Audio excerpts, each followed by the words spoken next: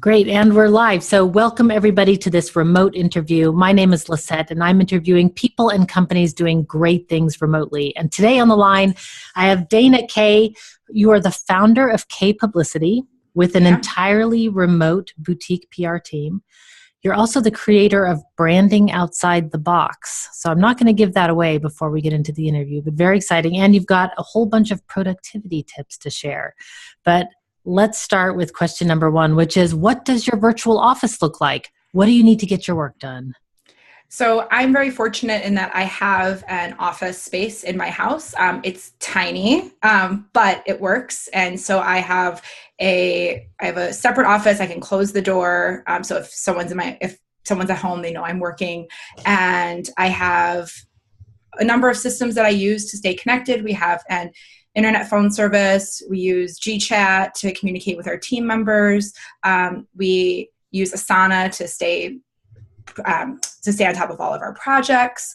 And what this allows me to do is, while I have a home office and I'm there probably 80% of the time, it also allows me to work from anywhere. One of the reasons we decided to go virtual is that as publicists, we are constantly at meetings. And we're constantly, going to the TV stations with clients or meeting with potential clients. And because we were out of the office, in air quotes, it was a little bit difficult. The clients felt like, they're never around, they're not available. And that was because we didn't have the systems in place. So now if I have a meeting down in the city at 10 a.m. and I drop my son off at school at 7:30, I can power up my laptop, sign into our internet phone service. If someone calls the office, they were going to get me whether I'm at my laptop or in my actual office. So that has proven to be a game changer. I know the clients now feel like we're way more accessible. They don't feel like, again, we're never around. They're constantly getting the answering machine. We have a UPS box, so packages and things get delivered. I don't have to be in the actual office to sign for packages. And it's really been a benefit for that ability to work everywhere, be more available, and have our systems and tools be able to be carried around with us rather than be isolated. Now, was it tough to get your clients to get used to this style of working, or were they just like, oh, thank God, I didn't want to travel? What was the response? Well, the benefit is that our clients are all over. So we only have about, I'd say 20% of our clientele. I'm based in Chicago. Only about 20% of our clientele are in Chicago. So they are out of town anyway. So any meetings and things that were done would only be done if they were in town for some reason. Otherwise, they'd be done over the phone or over Zoom.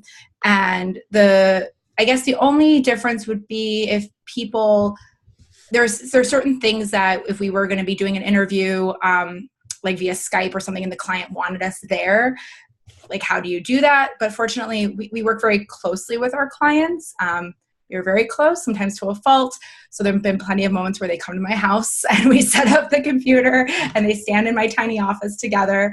And yeah, there's never a moment where I'm like, oh, they can't come to my home. They all come to my home. And that's totally fine.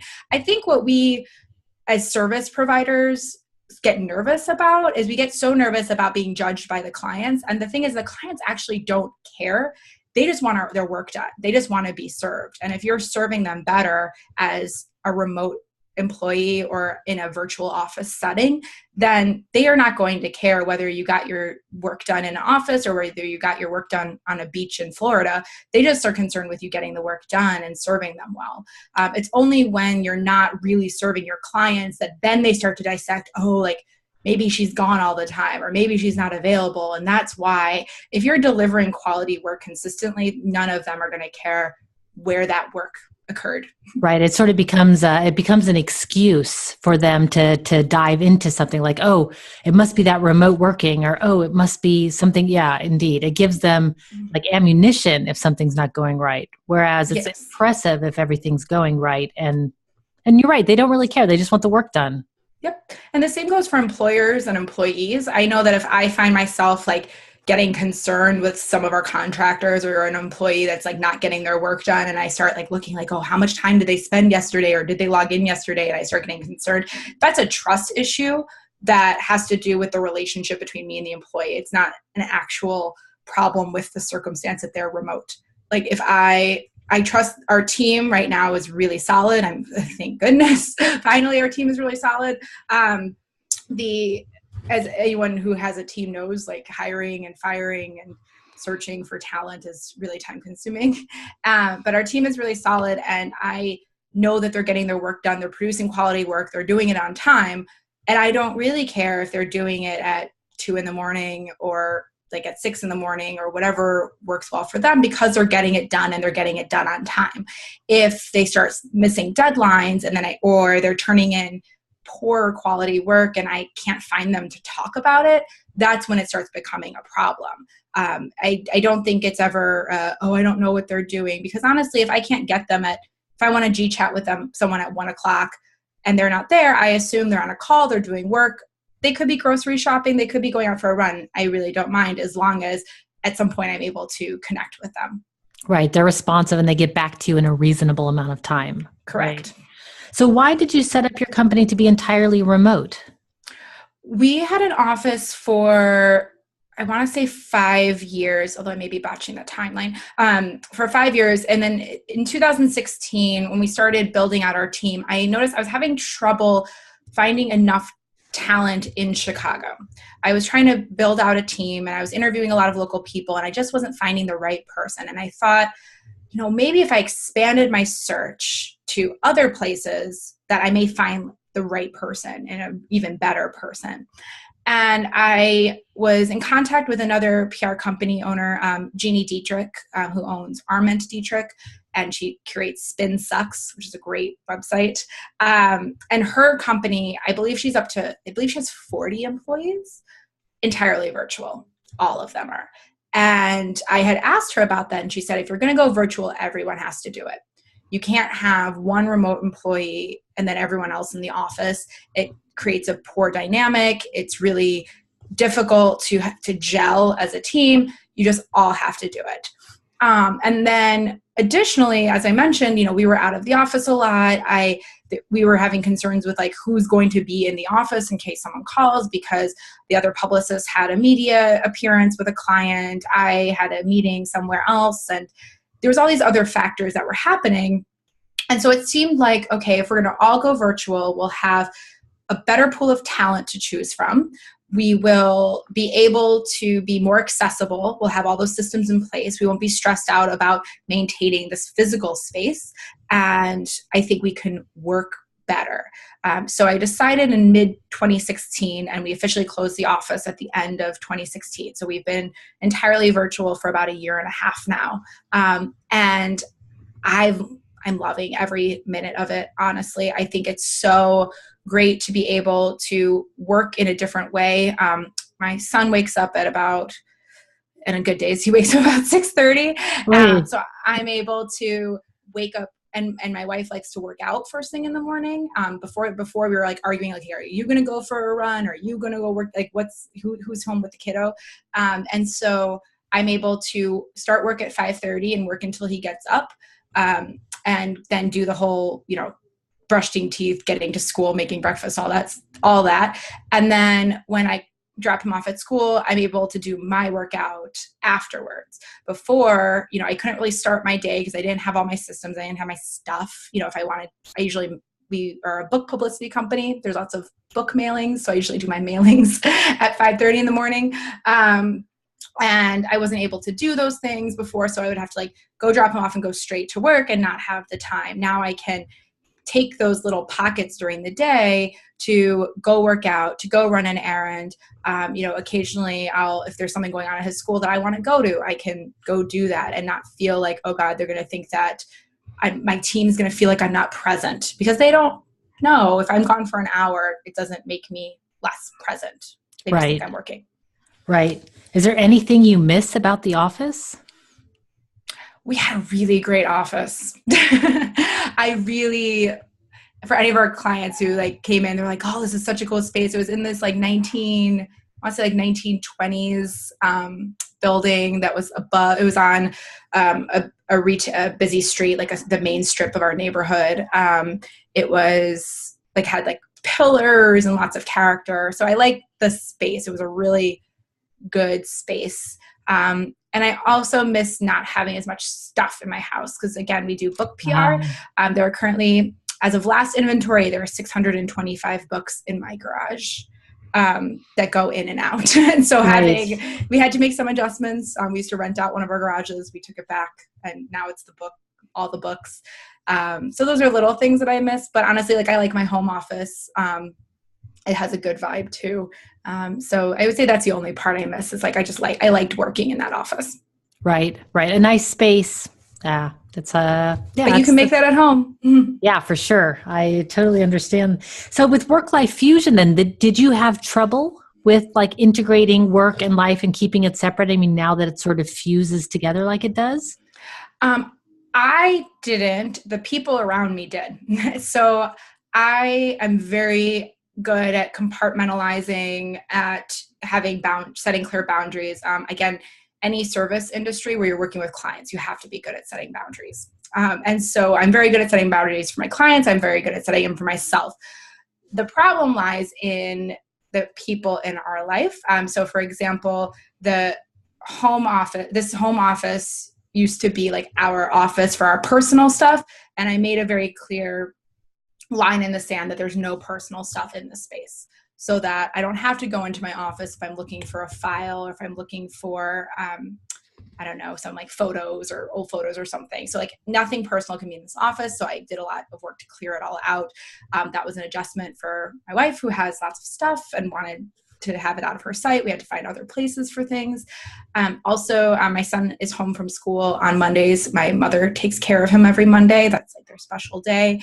So them being home and having that adjustment of, yes, I'm here, but I'm not really here, I think took some adjustment for them. You know, he will knock on the door sometimes and say hello.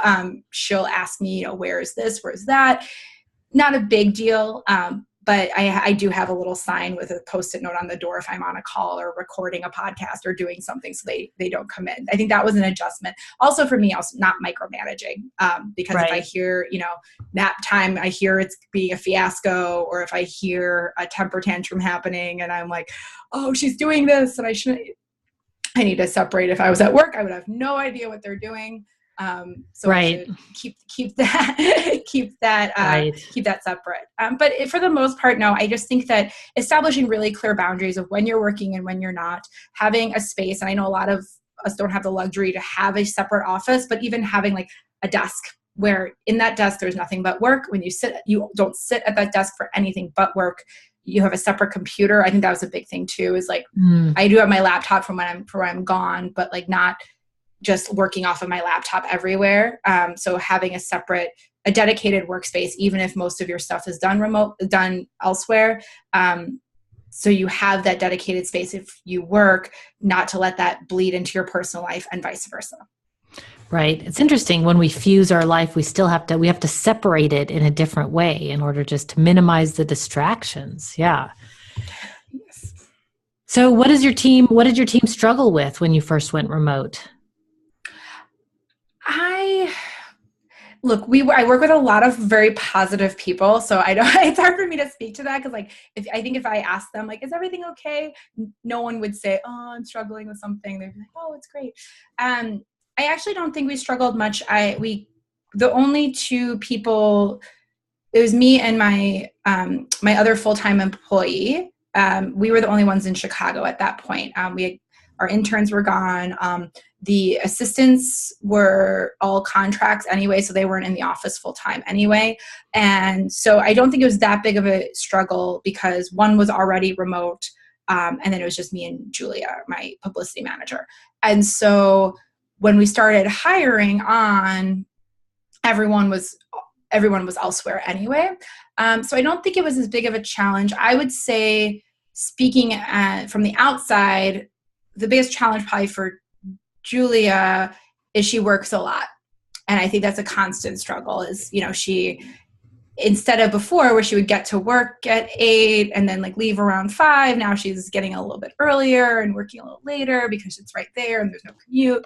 And so I'm constantly finding ways to like maybe ask her out for a drink at 4:30 and like make her stop. She's a really, and this is again, high-end problem to have. You have a really dedicated team member, who's very good at her job.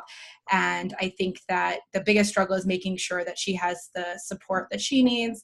And also just, I think for me, also I think I've grown as a manager through this process. I think that being there for people, but not being micromanaging, making sure they're supported, but not that their things are being taken away from them. I think that managing a remote team, a lot of the same principles exist as an in-person team, but because you're not seeing them all the time, physically seeing them, you just have to be a lot more mindful about what are their struggles, are they okay? It's easy to just get wrapped up in our own work and not pay attention. And so I take a lot of time looking at, how many hours they're working, what like the tones of their emails or the tone of the calls that we have. If it sounds like, okay, we've had 3 calls where she sounds stressed, this may be a problem. Or I see that there was these 4 days where she worked 10-hour days, or any of our team members for that matter worked really a lot. Okay, let's see if this is a problem. So just being a little bit more mindful, a bit more tuned in, because you don't see them on a regular basis. And then you just call them or video conference and then just do a one-on-one and check in with them? Yes. So we have a daily huddle every morning at 8:30. Me and Julia hop on a call, a 15-minute call, like short and sweet.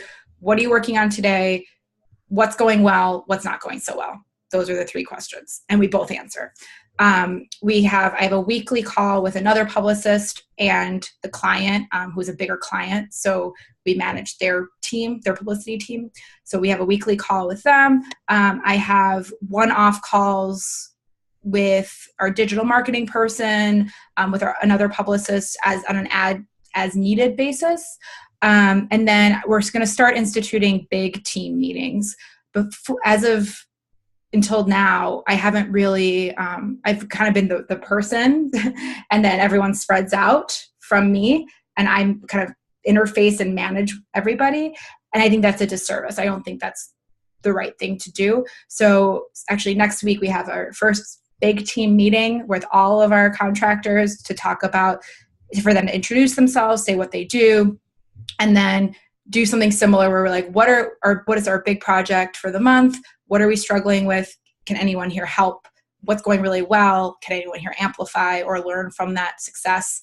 And having those regular meetings to really build the culture of our company. That's been really important to me. It's creating a company culture that is aligned with my values. And I think if we as entrepreneurs or service providers can take some more time to think about what our values are, like what we really want to do in this world and what we want our company, who we want to serve, how we want to serve them, that will trickle down to our team members, our employees, our contractors. But we have to really have a clear vision of that and communicate that to them.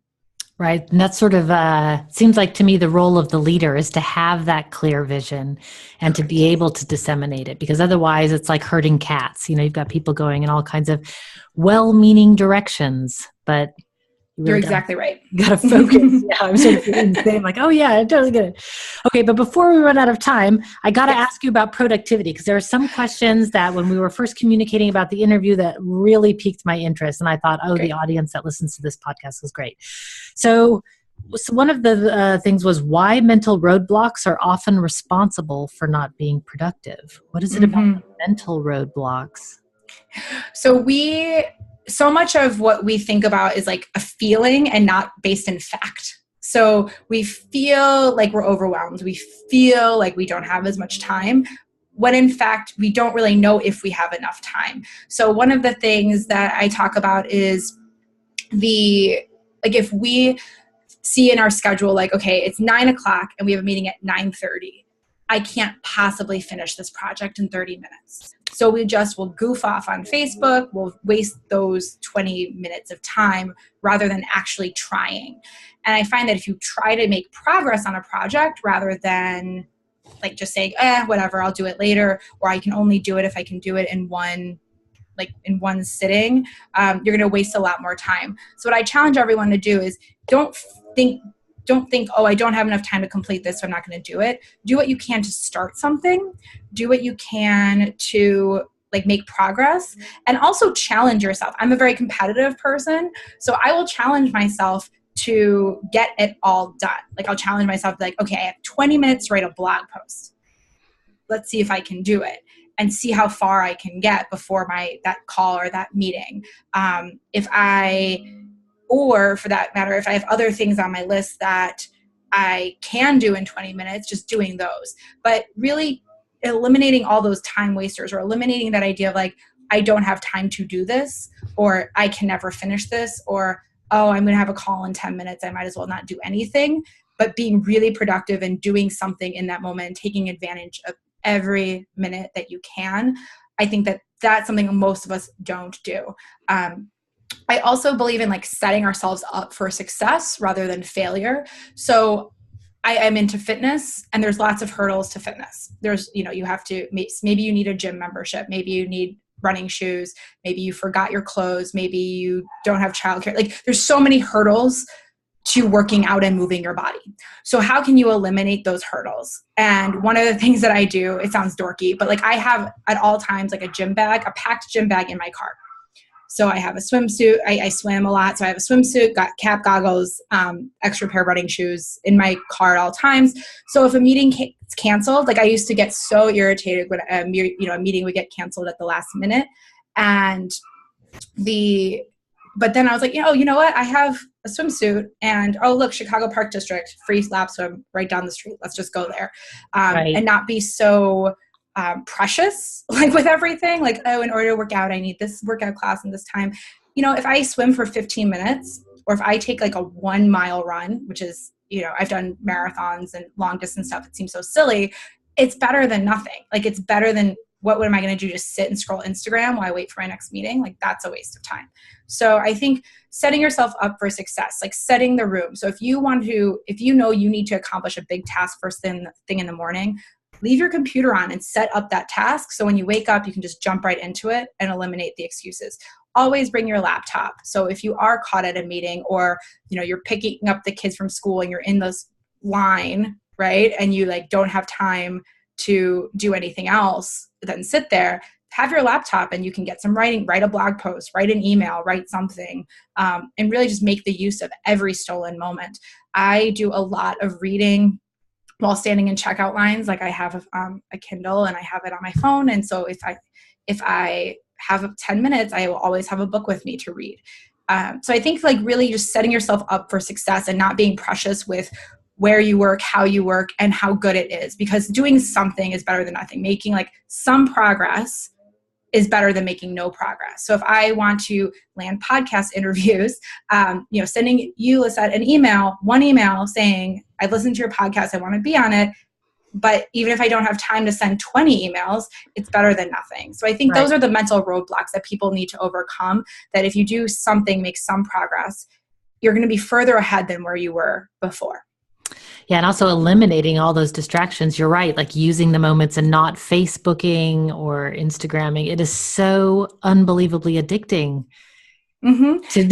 I struggle with it myself, and I know others do too, but it's like really, I'd much rather get with people ate for breakfast than working on that blog post somehow. Of course. Well, and I think it's really difficult for people in our, in the online space where social media is such an integral tool to connect with our followers, to establish our brand. We use it. We need it. We can't just like delete it and not use it. That would be short-sighted. What we can do is make sure we're being really strategic and really, doing it with intention. Like if I am opening up the Instagram app, I am not just doing the scrolling. I am searching a hashtag, looking at people in my industry. I'm looking at people that I may want to follow, who maybe would want to follow me. I'm liking and commenting organically, and then I turn it off. I'm not just scrolling to see, what my friends from high school are posting photos of their taco or their, food, other like food and lifestyle porn that like we get sucked into. I think that if you having some sort of intention with everything you do it's really important. And I think that the distractions become excuses in some ways. Like, again, we can't eliminate all the distractions. Clients call and we have to deal with it. Or, internet, we had storms here and like the internet was going in and out, like you have to deal with that. But I think that if you're just saying, okay, what can I do to make progress in my business? What can I do right now to serve my clients? That's going to make a bigger impact. And maybe that is looking at Instagram and commenting on people's posts because you're working on growing your following. But maybe it's also like reviewing a client's status to make sure that they're on the right track, or looking at their Twitter feed to make sure they're not doing anything silly. So I think like if you just have put intention behind everything you do, you eliminate, it doesn't become a distraction. It becomes actually something you're using to forward your business and forward your career. I know we're running out of time. I was in a program with a man named Todd Herman, whose program is called the 90-Day Year. And one of his exercises that I found supremely enlightening was the entrepreneur scorecard, where we already keep track of our time because as publicists, it has to factor in budgets and billing. So we use a timekeeping app. But what he said was you add dollar values to everything that you do. So like running errands, filing, scrolling Facebook, that is a $10 activity. And, doing marketing copy, planning sales funnels, serving your clients, that's a $100 activity. Doing prep work for a big deal or a big speaking, that's a $1,000 activity.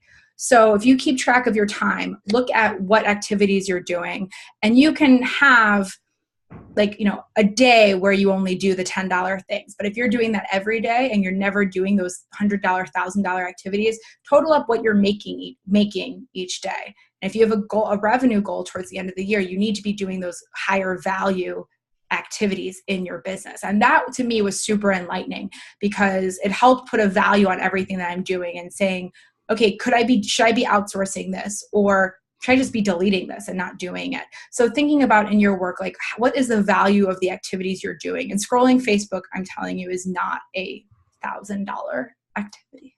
Right. No, it probably takes money. It's probably minus a negative. Yes, a negative value activity. It is shockingly addiction.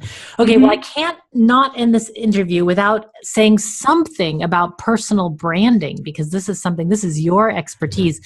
What's the biggest mistake people make in terms of developing their personal brand? Yeah, I think first of all, understanding what a personal brand is and why it's important. That's why actually when I created the platform Branding Outside the Box, it was because so many people think of personal branding as like your color palette and your logos and all the assets around it, and had nothing to do with values, mission, talking points, any of that stuff. So your personal brand at its core is who you are and what you do and what makes you unique. And it seems really simple, but it takes a lot of focus grouping and workshopping and testing to really get that message down and how to convey that. So I think people make the mistake of not focusing on a personal brand. If I ask them, hey, what do you do? They'll give me their job title. That's not descriptive. Saying I'm a nutritionist. Okay. I know a lot of nutritionists. I don't know what that means. Saying I'm a nutritionist who helps athletes cut out sugar. I know exactly what you do. It resonates. I know who you work with. I know what makes you unique, and it's going to stick. And as an athlete, it resonates with me because we eat lots of sugar. And so that's why we run, right? I mean, it's why we run. We'll run for cupcakes. I mean, like, it's really, someone said like, I help like athletes like eliminate alcohol. And I'm like, but after a marathon, you drink a beer. Like, that's what you do. Right. That's why you do it. No. That's why you do it. It helps with lactic acid. There's lots of science. But I think that if you really get to the heart of what you do, and that's what I help, and Branding Outside the Box, that's what I help people do, is understand the value of getting really clear on who they are, what they do, who they serve, what makes you unique, what they're passionate about, and so that they can create a tagline, a brand summary, and other messaging that goes on their website, in their social platforms, in their promotional materials, and even as a publicity tool as well. If they're getting media coverage, if they're being asked on podcasts or TV shows or asked to guest post, like, what are the things you talk about? Like a great example, like I talked about being a parent, but that's not really the core of my brand. It doesn't fit into my brand. So I'm not going to go on parenting websites to talk about owning a business and being a mom. That's not really what I do. I talk about networking, I talk about personal branding, and I talk about productivity, because I believe that those are the three things you need to really excel your career, become a successful entrepreneur or a leader. I also work with people in corporate who are kind of plateaued, like they're trying to get to that C-suite level and they're getting passed up for promotions. So it has a lot to do with your personal brand in the workplace. It has to do with your network. And if you're in that middle position in corporate, you're probably really busy. So the productivity content helps work more efficiently and make time for those networking coffees and those happy hours and those e-courses or skill sets that you need to build. And so I'm very clear on what my talking points are. I'm very clear on who I serve, and therefore I can more easily communicate that to people. So that's ultimately what a personal brand is the ability to convey who you are, what you do, without really saying much. Like even just if you look at my Instagram grid, you will know exactly what I do just by looking at it. I don't have to tell you anything. If you meet me at a cocktail party, I will tell you I work with driven entrepreneurs and aspiring leaders to help them become more memorable. That's what I do.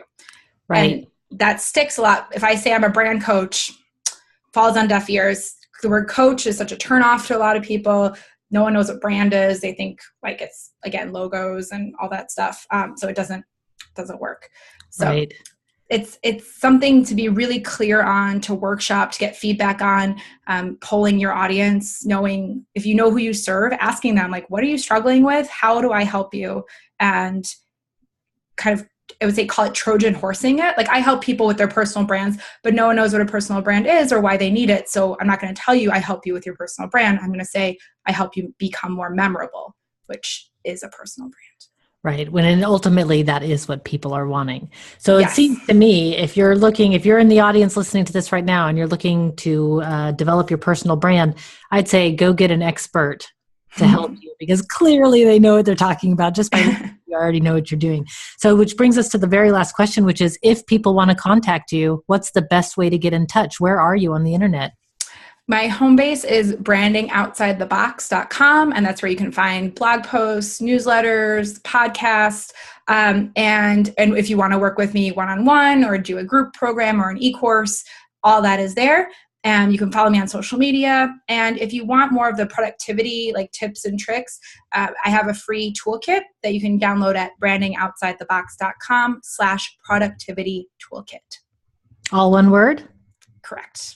Great. I'll put that in the show notes too for those people who want to check that out. I really Thank you. Yeah, highly suggest it. Clearly, you know what you're talking about. I took tons of notes here. Yay! As you can see. So great tips for the listeners. Thank you so much for your time today. Oh, thank you so much for having me. This was great. All right, everybody. Until next time, be powerful.